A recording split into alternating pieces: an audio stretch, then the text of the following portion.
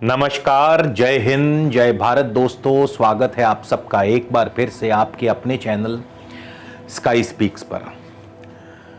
आज 8 अप्रैल का दिन है और आज दोपहर के 11:58 पर बुध मेष राशि में प्रवेश करेंगे और आगामी 24 अप्रैल तक बुध जो है मेष राशि में रहेंगे। लेकिन बुध यहां पर अकेले नहीं होंगे, क्योंकि 12 अप्रैल को राहु और 14 अप्रैल को सूर्य मेष राशि में प्रवेश करने वाले हैं। बुध और राहु के संयोग से जड़त्व योग का निर्माण होता है एवं सूर्य राहु के संयोग से ग्रहण योग बनेगा और सूर्य बुध के संयोग से बुध आदित्य योग बनेगा। तो क्या रहेगा इन 3 ग्रहों का फल आपके जीवन में, कैसा रहेगा इनका प्रभाव, क्या इन तीनों का प्रभाव आपके जीवन में सकारात्मक होगा या नकारात्मक होगा, इस पर हम विस्तार से दोस्तों चर्चा करेंगे। इसके अलावा यदि आप मुझसे किसी भी प्रकार का निजी ज्योतिषीय परामर्श लेना चाहते हैं, स्क्रीन पर मेरा व्हाट्सएप नंबर दिया है। आपसे निवेदन है, कृपया इस नंबर पर व्हाट्सएप के माध्यम से आप मुझे कंसल्टेशन या फिर परामर्श टाइप करके लिख करके मैसेज कर दीजिए। इसके उत्तर में आपको आगे की पूरी प्रक्रिया व जानकारी भेज दी जाएगी। उसके पश्चात आप चाहें तो अपना अपॉइंटमेंट बुक करवा सकते हैं, शुल्क लागू रहेंगे। इसके अलावा दोस्तों हमारी वेबसाइट है www.skyspeaks.in। आप हमारी वेबसाइट के माध्यम से भी अपना अपॉइंटमेंट बुक करवा सकते हैं। तो दोस्तों हम बात कर रहे हैं सूर्य, बुध और राहु की। हालांकि आज केवल बुध राशि परिवर्तन करने वाले हैं और जैसा कि मैंने बताया, राहु 12 अप्रैल को आ जाएंगे मेष राशि में, सूर्य 14 अप्रैल को आ जाएंगे। बुध और राहु का जड़त्व योग बनेगा 12 अप्रैल से 24 अप्रैल तक। इसी तरह सूर्य और बुध का बुध आदित्य योग बनेगा 14 अप्रैल से 24 अप्रैल तक। लेकिन सूर्य और राहु का ग्रहण योग लगेगा आगामी 14 मई तक, 14 अप्रैल से 14 मई तक। इस युति योग का फल जानने के लिए सबसे पहले प्रत्येक ग्रह का जो कारकत्व है, जो प्रत्येक ग्रह की नेचर है, उसको समझना बहुत जरूरी है। सूर्य हमारी सेहत के स्वामी हैं, सूर्य हमारा राज दरबार हैं, सूर्य सरकार हैं। तो सूर्य हमें ऊर्जा देते हैं, एनर्जी देते हैं, सूर्य हमें प्रकाश देते हैं, जीवन देते हैं। बुध हमारी बुद्धि के स्वामी हैं, बुध व्यापार के कारक हैं। बुध से वाणी का विचार किया जाता है और वहीं राहु हर प्रकार से जो है नकारात्मक प्रभाव लेकर के चलते हैं, नेगेटिव एनर्जी इन्हें माना गया है। राहु आपके जीवन में आपको दंड देने के लिए आते हैं। सूर्य, बुध और राहु, बुध राहु से जड़त्व, सूर्य राहु से ग्रहण योग बनेगा और जिनकी कुंडली में सूर्य राहु या बुध राहु का पहले से योग विद्यमान है, उनको इस युति योग का जो फल है वो अधिक प्रभावी ढंग से प्राप्त होगा।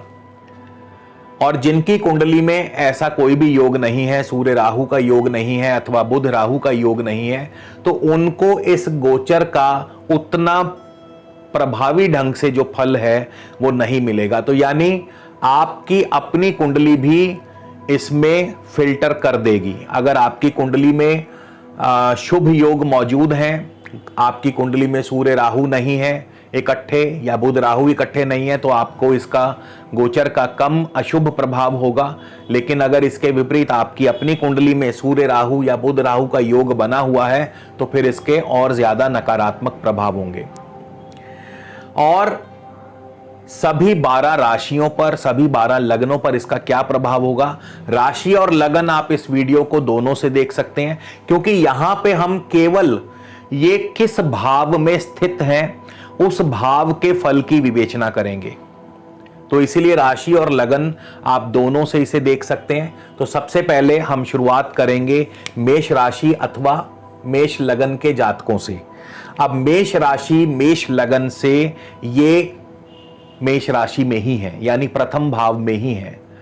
प्रथम भाव से जिन जिन बातों का विचार किया जाता है उन उन बातों के लिए नकारात्मक प्रभाव होगा। जैसे सबसे पहले प्रथम भाव से हम विचार करते हैं सेहत का, स्वास्थ्य का।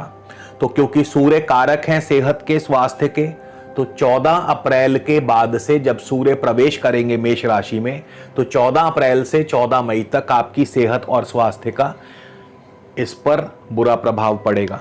आपकी सेहत और स्वास्थ्य में गिरावट आ सकती है। सेहत के मामले में आपको सावधान रहना होगा। इसके अलावा प्रथम भाव जो है ये आपकी कोशिशों का है, आपके प्रयासों का है। तो आपकी कोशिशें, आपके प्रयास निष्फल चले जाएंगे। सूर्य राज दरबार हैं, आपके राज दरबार में यानी आपके कारोबार, आपके नौकरी में दिक्कतें पैदा करेंगे। बुध व्यापार हैं तो व्यापार में दिक्कतें पैदा करेंगे। ये जो समय रहेगा आपके लिए 14 अप्रैल से 14 मई, खास करके 14 मई इसलिए क्योंकि ग्रहण योग 14 मई तक रहेगा, लेकिन विशेषतः 24 अप्रैल तक सूर्य बुध राहु का योग रहेगा। तो 24 अप्रैल तक और उसके बाद आगे 14 मई तक कोई भी महत्वपूर्ण निर्णय लेने से बचिएगा। आप किसी भी महत्वपूर्ण निर्णय को इस समय के लिए टाल दीजिए, स्थगित कर दीजिए, क्योंकि सूर्य बुध राहु के प्रभाव से हो सकता है कि कोई गलत डिसीजन ले लिया जाए जिसका आगे चल करके आपको खामियाजा भुगतना पड़े। तो सूर्य जैसा मैंने बताया राज दरबार हैं, सूर्य हमारी सेहत हैं, सूर्य सरकार हैं। सरकार की तरफ से कोई ना कोई दिक्कत परेशानी, यदि आप सरकारी अफसर हैं तो आपके नाम के साथ कोई ना कोई कॉन्स्पिरेसी, कंट्रोवर्सी जुड़ सकती है। आपके बॉस आपसे नाराज हो सकते हैं। सूर्य सरकार की तरफ से आपको दिक्कतें आ सकती हैं, सरकार के माध्यम से आपको परेशानी आ सकती है। बुध व्यापार हैं तो व्यापार में आपको दिक्कतें बढ़ सकती हैं। बुध हमारी वाणी है तो वाणी से जुड़े आपको दिक्कतें आ सकती हैं। किसी के साथ आपको वाद विवाद में बिल्कुल नहीं पड़ना है। और प्रथम भाव, जैसा कि मैंने बताया, प्रथम भाव से हमारे हेड पार्ट का भी ध्यान रखा जाता है। हमारा जो सिर का हिस्सा है तो सिर पर चोट लगने का डर। और प्रथम भाव जो है ये हेड ऑफ द डिपार्टमेंट है, तो वहां यदि आप हेड ऑफ द डिपार्टमेंट हैं तो वहां आपको दिक्कतें बढ़ सकती हैं। आपके शत्रु जो हैं, आपके विरोधी जो हैं, आपको परेशानी दे सकते हैं। तो मेष राशि मेष लगन वालों के लिए खास करके 14 अप्रैल से लेकर के 24 अप्रैल और आगामी 14 मई तक जो स्थितियां हैं वो अभी अनुकूल नहीं है, तो इस बाबत आपको सावधान रहना होगा। अब हम बात करेंगे वृषभ राशि वृषभ लगन की। तो वृषभ राशि वृषभ लगन से यह जो गोचर है, यह जो योग बनेगा सूर्य बुध राहु का, वो आपके 12वें स्थान में बनेगा। तो 12वें स्थान से जिन जिन बातों का विचार किया जाता है उन बातों से नकारात्मक प्रभाव आपको प्राप्त होंगे। तो 12वां स्थान सबसे पहले खर्चों का है। तो एकदम से अनावश्यक रूप से आपके खर्च बढ़ जाएंगे, अनाप शनाप खर्च आपके सामने आ जाएंगे जिसकी आपने कल्पना भी नहीं की होगी। 12वां स्थान हॉस्पिटलाइजेशन का है, तो सेहत का ध्यान आपको भी रखना चाहिए, क्योंकि सूर्य बुध राहु अचानक कोई ना कोई समस्या, स्वास्थ्य संबंधी समस्या पैदा कर सकते हैं। 12वां स्थान विदेशी व्यापार का है, विदेशी संबंधों का है, तो आपका विदेशी व्यापार प्रभावित होगा, आपके विदेशी संबंध आपके प्रभावित होंगे। 12वां स्थान आपके बेड प्लेयर्स का है। तो 12वां स्थान सूर्य बुध राहु के प्रभाव से क्या होगा, आपके दांपत्य पर इसका बुरा असर पड़ेगा, यानी आपस में तालमेल की कमी रहेगी। इसके अलावा 12वां स्थान दोस्तों बंधन योग पैदा करता है और राहु यहां पे है, सूर्य के साथ है। तो यदि आप अनैतिक कार्यों से जुड़े हैं, गलत कामों में संलग्न हैं, तो फिर आपको सावधान रहना होगा, क्योंकि सूर्य और राहु के प्रभाव से क्या होगा, बंधन योग पैदा हो सकता है।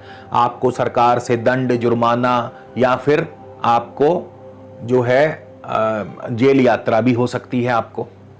तो सूर्य बुध राहु आपके 12वें स्थान में है, तो बिल्कुल आपको किसी प्रकार से भी अनैतिक कार्यों में नहीं जुड़ना है, इनसे आपको दूर रहना है।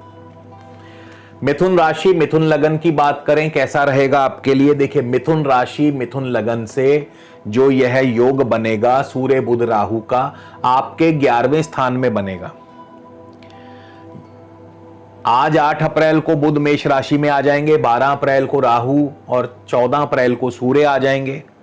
तो सूर्य बुध राहु का युति योग 24 अप्रैल तक चलेगा। उसके बाद सूर्य राहु का युति योग रहेगा आपके आगामी 14 मई तक। तो क्या प्रभाव रहेगा आपका, ये जो इनकम हाउस है ये प्रभावित होगा। मिथुन राशि मिथुन लगन से इनकम हाउस में ग्रहण योग बनने वाला है, तो जाहिर सी बात है आपकी इनकम को प्रभावित करेंगे। हो सकता है आपकी किसी से पेमेंट आने वाली थी वो रुक जाए, हो सकता है कोई आपकी जो इंक्रीमेंट होने वाली थी नौकरी में वो रुक जाए, हो सकता है कोई पैसा आपने किसी से लेना था वो रुक जाए। तो आमदनी को यहां पे सूर्य बुध राहु के प्रभाव से आमदनी कम होगी, या आमदनी में रुकावट आएगी, या व्यापार कम चलेगा, इस प्रकार की संभावनाएं देखी जा सकती हैं। उसके बाद 11वां भाव मित्रों का है, तो आपके मित्रों से आपके संबंध, अब मित्र यहां पे पुरुष मित्र भी हो सकते हैं, महिला मित्र भी हो सकते हैं, आपका लव पार्टनर भी हो सकता है, तो उनके साथ अनबन हो सकती है, आपस में तालमेल की कमी हो सकती है, नोक झोंक हो सकती है, वाद विवाद हो सकता है मित्र के साथ या अपने लव पार्टनर के साथ। तो यहां पे आपको ध्यान देना होगा। बड़े भाई की सेहत में गिरावट आ सकती है, आपके जो बड़े भाई हैं उनके साथ आपके संबंध बिगड़ सकते हैं, उनके साथ आपका वाद विवाद हो सकता है, या उनकी सेहत के ऊपर बुरा असर आ सकता है, या उनको कोई ना कोई कष्ट या परेशानी आ सकती है। जो आपके सरकारी मित्र हैं, सरकार से संबंधित जो आपके मित्र हैं, वो आपके खिलाफ जा सकते हैं। जो सरकार में बैठे आपके मित्र हैं, जो आपके व्यवसायिक मित्र हैं, व्यवसाय में जो आपके मित्र हैं, वो आपके विरुद्ध जा सकते हैं, वो आपके साथ सहयोग नहीं करेंगे। तो इस प्रकार की संभावनाएं बनती नजर आती हैं। कर्क राशि कर्क लगन की बात करें, कर्क राशि कर्क लगन से 10वें भाव में यह युति योग बनने जा रहा है, यानी कि 12 अप्रैल से लेकर के आगामी 14 मई तक आपका 10वां भाव नकारात्मक ऊर्जा को बढ़ाएगा, नकारात्मक प्रभावों को बढ़ाएगा। क्योंकि जैसा कि मैंने बताया, ना तो बुध राहु का जड़त्व योग अच्छा है, बुध राहु केवल मिथुन और कन्या राशि में ही शुभ फल प्रदान करते हैं, जहां पे बुध स्वराशि हो जाते हैं और राहु उच्च के हो जाते हैं। बाकी अन्य किसी भी राशि में बुध राहु का शुभ फल प्राप्त नहीं होता है, मेष राशि में तो बिल्कुल भी नहीं। तो आपका 10वां भाव इससे प्रभावित होगा। अब 10वां भाव से जिन जिन बातों का भी विचार किया जाता है, 10वां भाव मान सम्मान का है, तो मान सम्मान में कमी। 10वां भाव पद प्रतिष्ठा का है, तो पद प्रतिष्ठा अधिकार क्षेत्र में कमी, या वहां आपको दिक्कतें आएंगी। आपके कार्य क्षेत्र, आपके कर्म क्षेत्र में आपको दिक्कतें आएंगी।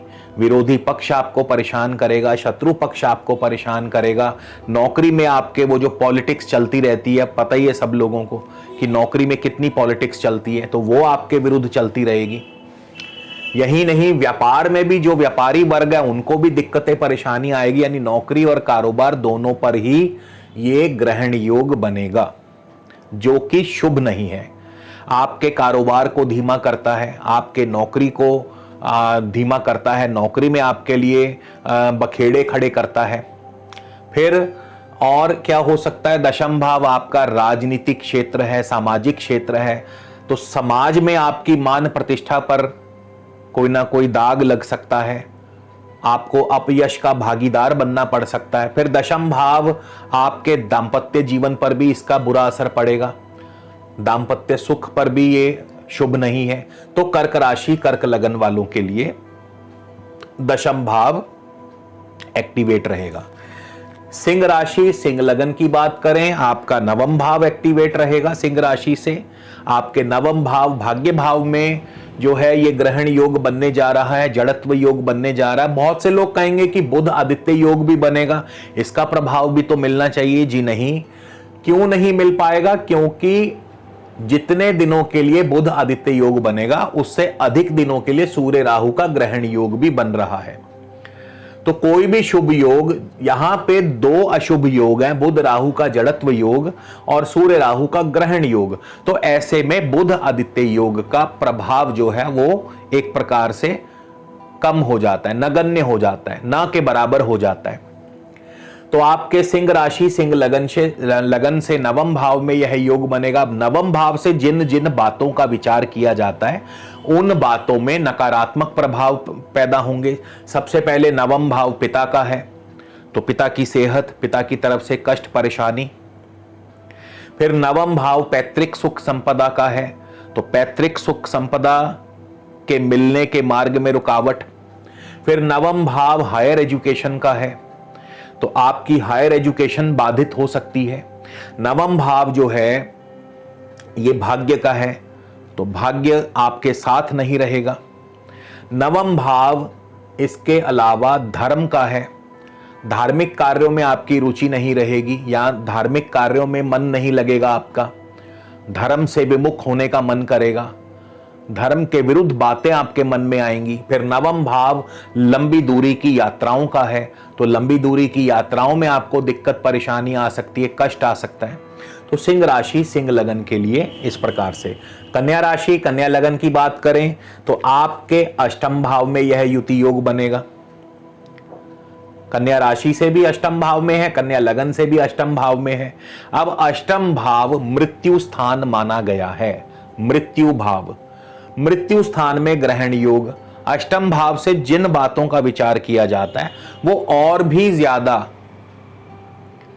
नकारात्मक प्रभाव पैदा करेंगी। तो अष्टम भाव जो है ये बाधाओं का है, आपके प्रत्येक कार्य में बाधाएं, चोट, दुर्घटना, मान हानि, धन हानि, स्वास्थ्य हानि, ऑपरेशन, सर्जरी, वाद विवाद, कोर्ट केस, लिटिगेशन, जो कुछ भी आप सोच सकते हैं वो हो सकता है। लेकिन एक मुख्य नियम याद रखिएगा, इसका अधिक प्रभाव उन्हीं को मिलेगा जिनकी कुंडली में अष्टम भाव पीड़ित है या फिर जिनकी कुंडली में सूर्य राहु अथवा बुध राहु का युति योग है, और वो भी खास करके अष्टम भाव में।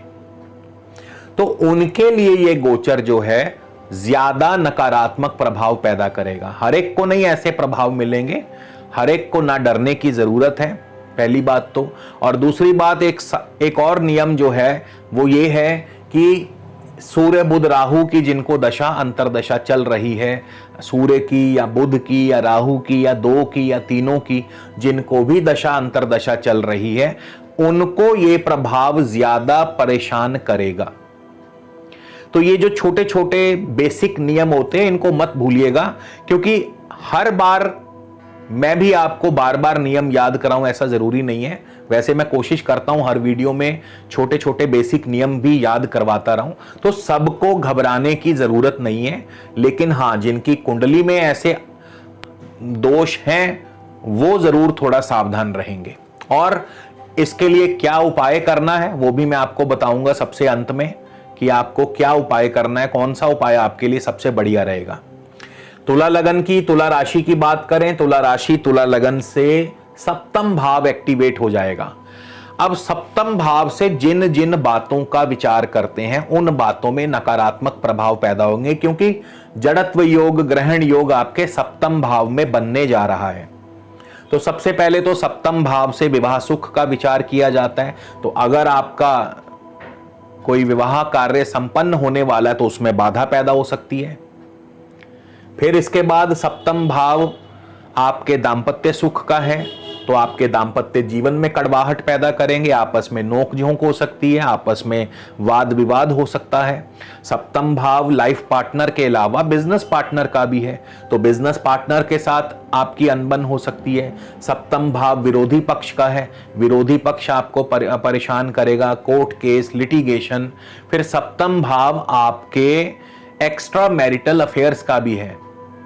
तो अगर आप उस तरफ से नहीं बचेंगे तो आपके जीवन में वो भी कड़वाहट घोल करके जाएगा। तो इस प्रकार से तुला राशि, तुला लगन वालों को सावधान रहना होगा। वृश्चिक राशि, वृश्चिक लगन की बात करें तो आपके छठे भाव में यह योग बन रहा है।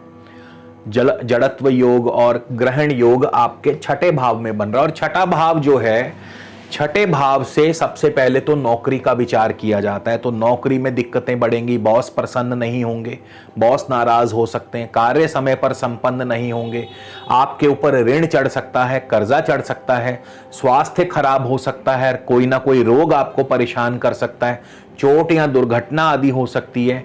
आप यदि किसी प्रतियोगी परीक्षाओं में भाग लेने वाले हैं तो वहां आपका प्रदर्शन अच्छा नहीं रहेगा। स्पोर्ट्स में, खेल कूद में यदि आप प्रदर्शन कर रहे हैं तो वहां आपका प्रदर्शन अच्छा नहीं रहेगा। तो वृश्चिक राशि, वृश्चिक लगन वालों के लिए इस प्रकार के फल प्राप्त होंगे। धनु राशि की बात करें, धनु राशि से, धनु लगन से पंचम भाव एक्टिवेट रहेगा। तो पंचम भाव जिन जिन बातों को प्रदर्शित करता है, सबसे पहले पंचम भाव संतान का है। संतान की तरफ से दिक्कत परेशानी, संतान को कष्ट हो सकता है, संतान की तरफ से चिंता परेशानी हो सकती है। फिर पंचम भाव वैदिक शास्त्रानुसार विद्या स्थान है, तो आपकी विद्या प्राप्ति में अड़चने। फिर पंचम भाव बुद्धि स्थान है, तो बुद्धि आपकी भ्रमित हो सकती है। तो आपको बिल्कुल भी इस समय किसी प्रकार का कोई महत्वपूर्ण निर्णय बिल्कुल नहीं लेना है, बचना है आपको, कोई इंपॉर्टेंट डिसीजन मत लीजिएगा। फिर पंचम भाव जो है आपका शेयर मार्केट का है, शेयर मार्केट में नुकसान बिल्कुल संभावना है। सूर्य राहु का ग्रहण योग है, गलत डिसीजन ले लिया तो नुकसान हो जाएगा। फिर पंचम भाव जो है आपके लव लाइफ का है, तो लव लाइफ में आपकी दिक्कतें बढ़ सकती हैं, बाधा आ सकती है, आपस में अनबन हो सकती है, तो अफेयर आपका जो है ब्रेकअप हो सकता है। तो पंचम भाव से, और पंचम भाव जो है आपका एक्टिंग, आर्ट्स, कला, cinema, movie, film line, film production, इन सब चीज़ों का है। तो अगर आप कोई इस फील्ड से जुड़े हैं और कोई नया प्रोजेक्ट लॉन्च करने वाले हैं, कोई नई फिल्म लॉन्च करने वाले हैं, तो अभी रुक जाइए। कम से कम 14 मई के बाद जो है आप इस और कदम बढ़ाइएगा। इसी तरह मकर राशि, मकर लगन की बात करें तो मकर राशि, मकर लगन से जो यह गोचर है, जो यह युति योग बनेगा, आपके चौथे भाव में बनेगा। तो चौथा भाव जो है ये भूमि का है, जायदाद का है। जायदाद संबंधी कार्यों में दिक्कतें पैदा होंगी, आपके भूमि संबंधी वाद विवाद हो सकते हैं, जायदाद संबंधी कार्य आपके लटक सकते हैं। फिर चौथा भाव केपी एस्ट्रोलॉजी के मुताबिक इसको विद्या स्थान माना गया है, तो आपकी पढ़ाई में दिक्कतें आ सकती हैं। चौथा भाव सुख शांति का है, पारिवारिक सुख का है, तो परिवार में किसी बात को लेकर के तनाव हो सकता है, आपकी सुख शांति में कोई ना कोई बाधा आ सकती है। चौथा भाव माता का है, तो माता जी की सेहत और स्वास्थ्य पर इसका प्रतिकूल प्रभाव पड़ सकता है। इसके अलावा चौथा भाव जो है पेट का है, छाती का है, तो इन चीज़ों का आपको ध्यान रखना होगा, खान पान का आपको ध्यान रखना होगा।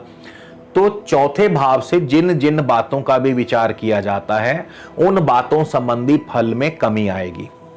कुंभ राशि की बात करें, कुंभ लगन कुंभ राशि से आपका तीसरा हाउस, थर्ड हाउस एक्टिवेट होगा। तृतीय भाव भाई बंधुओं का है, तो भाई बंधुओं से अनबन करवाएगा। तृतीय भाव छोटी मोटी यात्रा का है, तो यात्रा में असुविधा व कष्ट पैदा होगा। तृतीय भाव स्थान परिवर्तन का है, आपके स्थान परिवर्तन में बाधा पैदा होगी। तृतीय भाव जो है आपके मीडिया, आईटी, इन क्षेत्रों से जुड़ा है, तो आपके नाम के साथ कोई ना कोई गलत अफवाह भी जुड़ सकती है। कोई ना कोई लोगों में आपके नाम के प्रति भ्रम पैदा हो सकता है। ब्रोकरेज हैं, यदि आप ब्रोकर हैं, यदि आप आईटी क्षेत्र से जुड़े हैं, मीडिया क्षेत्र से जुड़े हैं, प्रिंट मीडिया, प्रेस मीडिया से जुड़े हैं, तो वहाँ आपके लिए दिक्कतें पैदा होंगी। आपके मार्ग में कई तरह की रुकावटें पैदा होंगी। कार्यों में आपको सफलता नहीं मिल पाएगी, क्योंकि तृतीय भाव पराक्रम का है, तो आपके एफर्ट्स जो हैं वो निष्फल चले जाएंगे, व्यर्थ चले जाएंगे। इसी तरह मीन राशि, मीन लगन की बात करें, मीन राशि मीन लगन से आपका सेकंड हाउस एक्टिवेट होगा। तो सेकंड हाउस जो है, सेकंड हाउस से क्या देखते हैं, सबसे पहले द्वितीय भाव धन का है, तो धन के मार्ग में रुकावट यानी धन हानि हो सकती है, नुकसान हो सकता है। फिर द्वितीय भाव वाणी का है तो वाणी पर काबू रखें, वाणी से किसी के साथ वाद विवाद हो सकता है। द्वितीय भाव आंखों का है तो आंखों में चोट लग सकती है, आपको चश्मा लग सकता है, आई साइट कमजोर हो सकती है। और द्वितीय भाव जो है खान पान का है तो आपको खान पान का ध्यान रखना होगा, खाने पीने में बहुत एहतियात बरतनी होगी, अन्यथा आपको खान पान से समस्या पैदा हो सकती है या फूड पॉइजनिंग आदि हो सकती है। तो सभी 12 राशियों के लिए, सभी 12 लग्नों के लिए इस गोचर का, इस युति योग का जो भी फल है वो मैंने आपको बताया। अब हम बात करेंगे क्या उपाय करना चाहिए। सूर्य बुध राहु जब भी इकट्ठे होंगे ये हमेशा नेगेटिव फल ही देंगे जिसकी कुंडली में है, और खास करके बहुत लोग कहेंगे मेरी कुंडली में है, हमें तो ऐसा कोई फल नहीं मिला।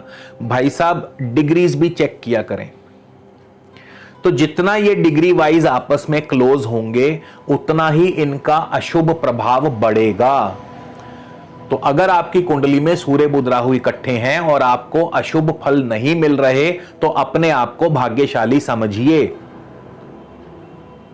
क्योंकि जिनको मिल रहे हैं उनसे पूछ कर देखिए। तो बहुत लोग ऐसे कमेंट करते हैं मेरे वीडियोस पे कि हमें तो ऐसा नहीं हुआ, हमें तो, अरे भाई उसके पीछे कोई कारण होगा। हो सकता है वो ग्रह डिग्री में दूर हो, आपस में डिग्री वाइज इकट्ठे ना हो, तो बहुत सारे ऐसे कारण होते हैं, लेकिन अज्ञानतावश हम उनको अनदेखा करते हैं और इस प्रकार के कमेंट करते हैं। तो अब बात करेंगे उपाय कौन सा किया जाना चाहिए। सूर्य बुध राहु के लिए मैं आपको 1 या 2 उपाय बताऊंगा, सबसे सरल उपाय बताऊंगा। सबसे पहले तो सूर्य बुध राहु के झगड़े को खत्म करने के लिए रोजाना जितने दिनों के लिए यह युति योग बन रहा है, यानी आज 8 अप्रैल से लेके आगामी 14 मई तक आप पंछियों को, चिड़ियों को, कबूतरों को दाना पानी डालना शुरू कर दें। रोजाना जल दें, अपने चाहे घर की छत पर या घर की बालकनी में आप एक कटोरा रख दें, साथ में दूसरे कटोरे में उनके लिए दाना पानी रख दें, तो उससे सूर्य बुध राहु का प्रभाव कम होगा। और दूसरा उपाय क्या करना है, दूसरा उपाय जिनके आसपास कोई नदी है, रिवर है, तो सिंपल 400 ग्राम जौ यानी कि बारले दूध से धोकर जौ और दूध दोनों को ही नदी में प्रवाहित कर दें।